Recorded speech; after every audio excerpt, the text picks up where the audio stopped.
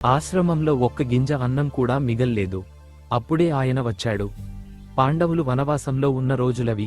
ఒకరోజు భయంకర కోపానికి ప్రసిద్ధి చెందిన దుర్వాస మహర్షి తన శిష్యులతో కలిసి పాండవుల ఆశ్రమానికి వచ్చాడు.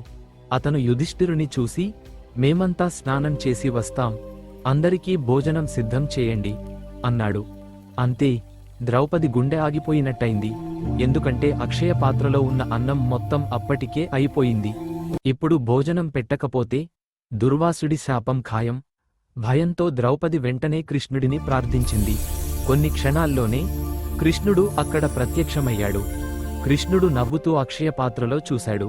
అందులో ఒక్క చిన్న ఆకుకు అంటుకున్న ఒక గింజ అన్నం మాత్రమే ఉంది.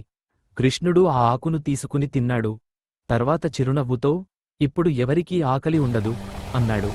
అదే సమయంలో నదిలో స్నానం చేస్తున్న దుర్వాస మహర్షి అతని శిష్యులకు ఒక్కసారిగా పొట్ట నిండిపోయినట్టు అనిపించింది.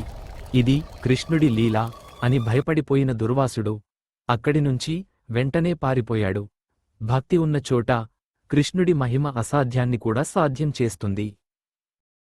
ప్రతిరోజు ఇలాంటి ఆశ్చర్యకరమైన పురాణ కథల కోసం మా ఛానల్ని సబ్స్క్రైబ్ చేయండి.